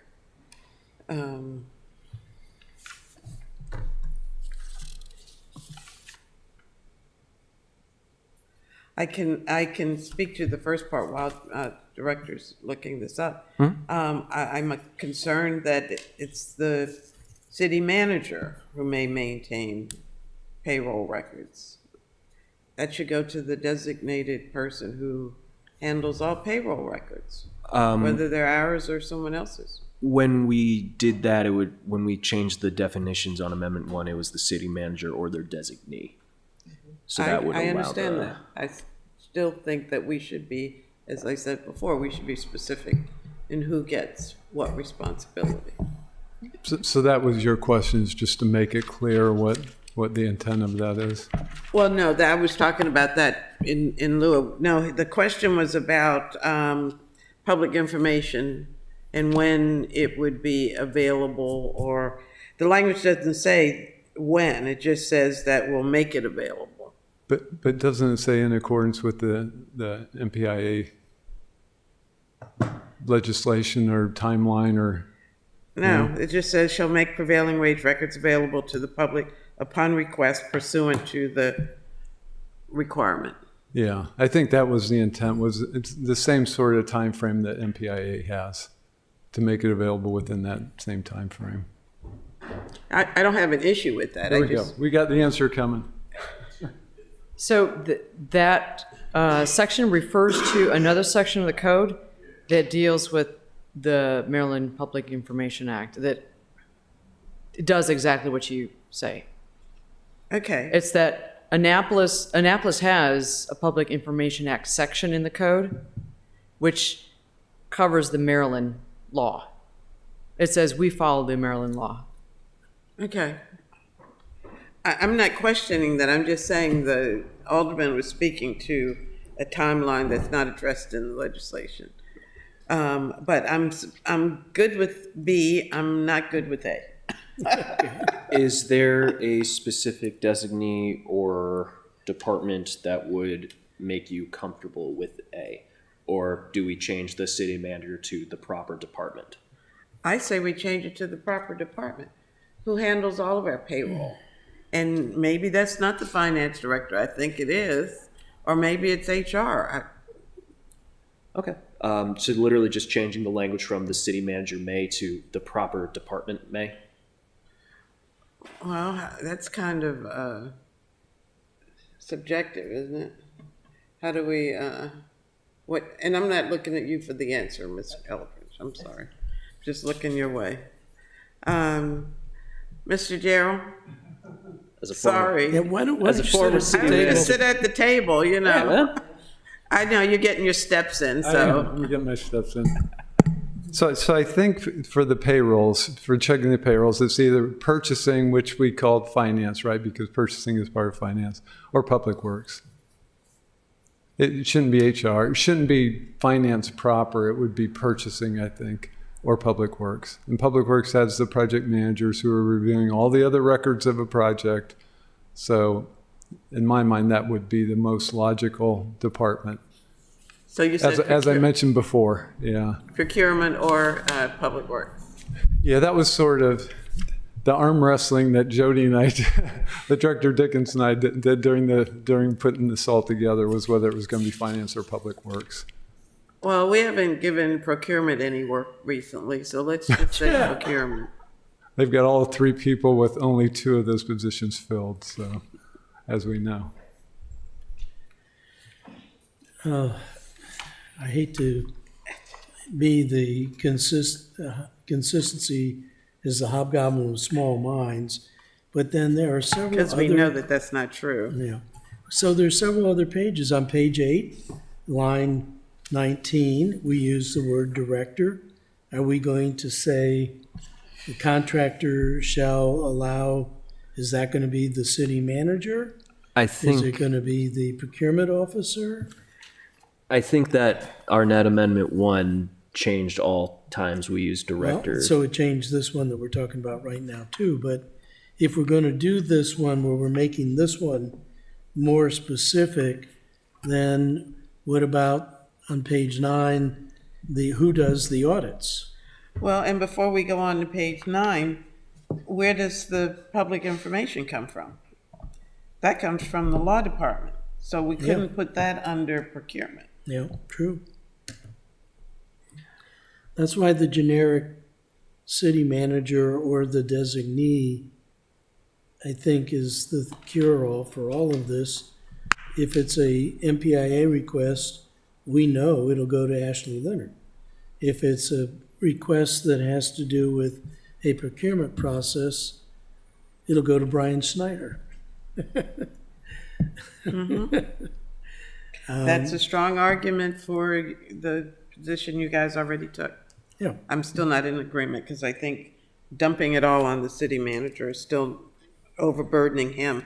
And more we hear from staff, we have too much work and we can't handle it. So he's not going to speak up. As most of our staff won't speak up and say how much we are overloading them. So the motion on the floor is to give a favorable recommendation to amendment, the Shannon-Meyer Amendment 6. Aye. Further discussion? Nope. Aye. We already had a motion on the floor, I Yeah. believe. Yeah. So, no further discussion. I will call the question. All in favor, play aye. Say aye. Aye. Aye. Opposed? Nay. Okay. All right.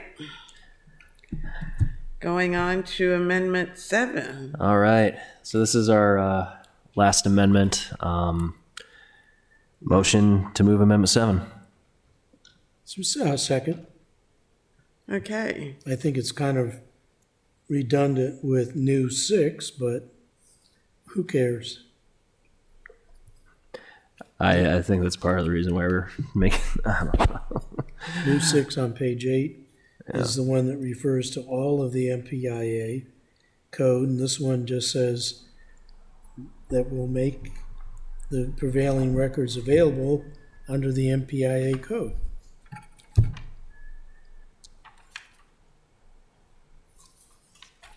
Yeah, so the rationale behind this was originally, as it was written, it was the director shall annually publish and post the reports into a public forum on the city's website to be in compliance. The new amendment will change it back to match the change that we just made, where it's like you may make that change, or you will provide that records upon request.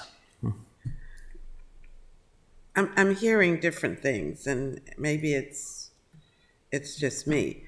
This is not about public information request. This is simply about publishing the regulations, policies, and guidelines. Doesn't speak to a request, does it? I'm not seeing it in the language. My recollection of the meeting for this change is like how it was originally written. It was director, or in case of our amendment 1, it was the city manager, and there was a requirement to put all the records up there. We put it into as a may and changed the language slightly to keep This the law is as a having. power that, when we created the new code to promulgate rules, we've given all the departments and the city manager, and they can promulgate rules. The requirement is that they pass them by the Rules Committee, and we have 30 days to do something, which is not. To review. Right, to That's review. our total responsibility. Or we can change the code to disallow the rulemaking. So I'm not sure why the change from the original language. Well, the old one's posting a report. Well, and I guess that was my initial question, because that's simply posting it. And then in the correction, you're promulgating regulations, policies, and guidelines as may be required from time to time for the proper implementation. In my mind, that means changes, new stuff. Cynthia, why did we use this language in Yeah. legalese? Let me clarify what's happening here.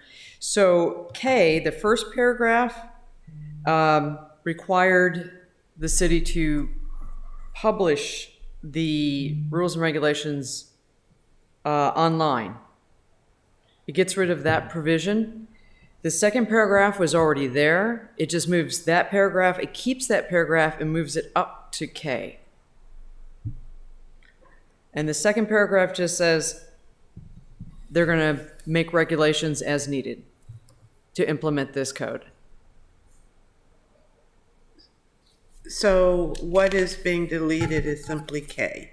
We're not going to publish the report annually on the website. Correct.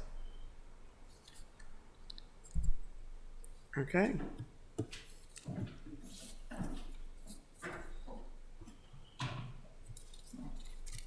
There's a motion on the floor? There is. Further discussion? Hearing none, all in favor of the Schnellmeyer Amendment number 7, please say aye. Aye. Aye.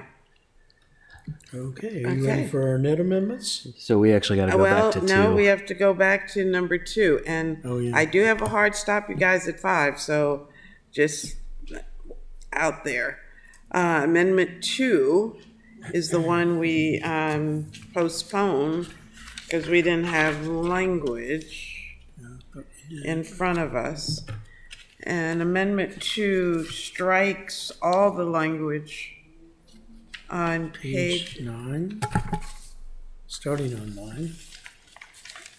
Page 9, lines 18 through Page- 27, and then page 10, lines 1 through 12.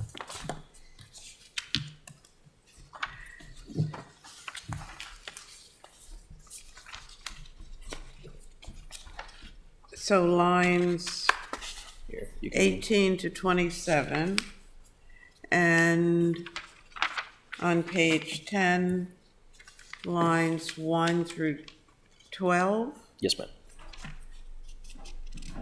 and then the rest is Just renumber. renumbering. Right. Basically, that section crossed at the end of one page and went to the top of the other page. Right. So starting on 18 of Number page 9. 2, right, through number 3 on page 10, 9 and 10. We are eliminating, and that's all current new language in this legislation that we are striking. So it's about the appeal So we're And- eliminating the appeals process? and the decision. It eliminates the city from that process. This was again put forward by the city manager and finance director Dickinson. Saves a lot of extra time and burden. Bless you. Saves a lot of time and burden on them, they were saying, and potential for work and delay.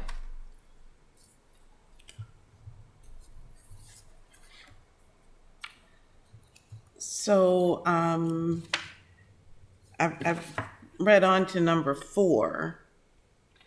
And so we are keeping number 4, which says the contractor may not discharge or otherwise retaliate against an employee for asserting any right under this section or for filing a complaint of a violation.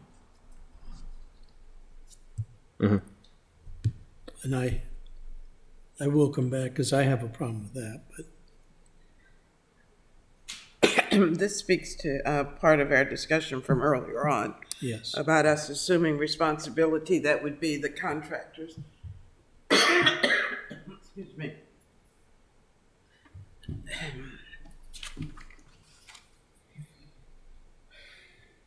So do we have a motion on the floor? I think s- Yes. Is it? Okay. second. Alderman, you want to speak to why you want to eliminate that and why you want to keep number 4?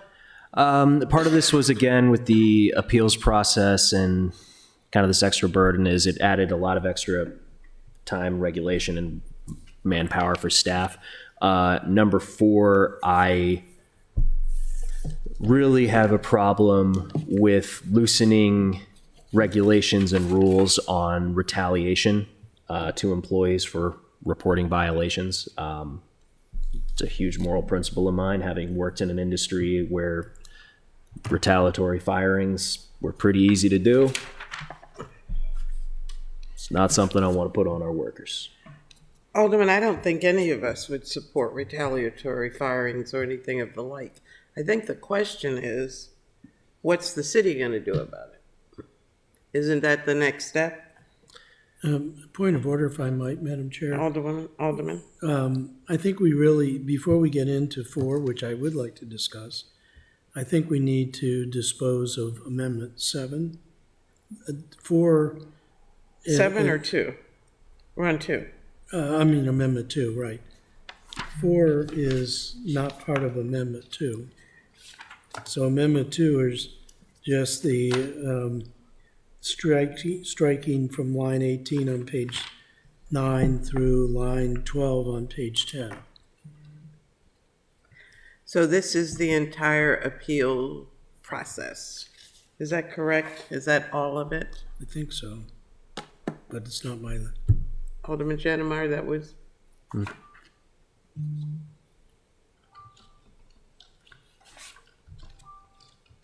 And you don't want to speak to why you need to appeal that?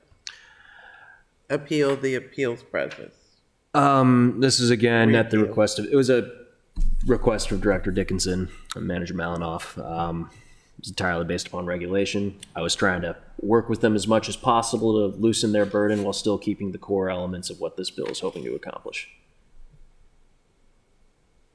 Okay. so I'm comfortable with striking this, comfortable with voting for the Amendment 7. Okay, further discussion? I'm good with it. I'm eager to hear Mr. Malinoff's. This piece, I think, puts us in the midst of something we don't need to be in the middle of anyway. But, Correct. so all in favor of amendment number 2, please say aye. Aye. Aye. Okay, Now, it is 5 o'clock, Madam Chair. I have at least 3 amendments and other discussion, so is it appropriate at this point to postpone final action until our next meeting? I would be comfortable with that. Alderman? No sense of urgency. We can circle back onto it. I do appreciate, Alderman, the efforts. I know that the finance director, the acting city manager, and the new city manager really were concerned about this, and it does seem like we've made a lot of efforts to be responsive to their concerns. So I was by and large in favor of supporting these amendments. Yeah, as I've stated in several meetings with them, this is a good, prevailing wage is good. I am very happy and comfortable and proud of the bill. But I understand that putting certain regulations and burdens on them can be hurtful, and so I was always willing to work with them to find anything that let them do efficient while still guaranteeing fair day's wage, fair day's work. Okay, well, thank you, gentlemen, for coming and hanging out with us. We'll see you the next time. Yeah, and your comments, both of you, were eye-opening and helped us to have a clearer understanding of the impact. And I would ask that we clean this up, Ms. Reuter, for the next time that we speak to it, so that all of the corrections have been made throughout, specifically as it relates to the terminology of city manager, director, and the likes. All right. We adjourn. Do we need to, a point of order, Madam Chair, I apologize. Do we need to do a formal vote on delay action or? He already posted to postpone. Oh, okay, I apologize. But In we that case, do have another piece of legislation. We have two, actually. The one that I thought the ID, it's required to come to you because of your regulation for posting in the paper. So it Even is on it. before it's, It's been in the paper, I checked it. oh, So it's okay. time for it to come to you, so it should be on the agenda. So we'll add that to your agenda for Which one? January 6th. The ID, at the bottom of the the agenda. guidelines for It housing. hasn't gone to the planning commission yet. Yeah, What? it went through the channels. It was for I you. It know, was but in they today's didn't get paper. to it last night. But it didn't? No, Oh, okay. so they postponed it till to January. Okay, and then your Okay, next so- is January 6th, so your meeting is before theirs. Oh, okay. So don't put it on our agenda if it's before their next meeting. Right, we won't. Yeah. So R59 is, That's the agenda, the schedule. for- right. The schedule for the. And I do have some questions, not that I disagree with the premise, but it seems a little rigid. That one is time sensitive though, isn't it? The first date is in January, I think. Well, January 7th is the first item on the list, so yeah. Yes. I can tell you my concern is that we have no wiggle room in this. And we know sometimes weather, sometimes illnesses. Is it a resolution? It's a resolution, yeah. That we've had to change our calendar for the budget process. So, you know, it's a resolution, it's not binding. And we're probably gonna change it even if we passed it today. So, I mean, what's your pleasure? We can give it a favorable, give it a no vote, give it a whatever. I would be inclined to we recommend favorably. I am in agreement with, Your microphone on a minute. Not only off, but turned away as if you're done. Madam Chair, I would make a motion that we recommend favorably on Resolution 59. It's really a placeholder. second. I think that, okay. Second, we've had timelines and recommendations for the budget process, at least since I first got on here. We've had timelines for 15 years, if not longer, so absolutely. So further discussion, hearing none, all in favor of Aye. R59, please say aye. Aye. Okay, and the rental assistance will come back to us in February. Probably. Because it has to go to the planning commission, and that's after our next meeting. So I think, Ms. Eldridge, correct me if I'm wrong, we've exhausted our agenda. You did. Motion All to right. adjourn. Second? All right, all in favor, please say aye. Aye. Aye. Rich, do you want to see this? Thank you, You want me to send you everyone. the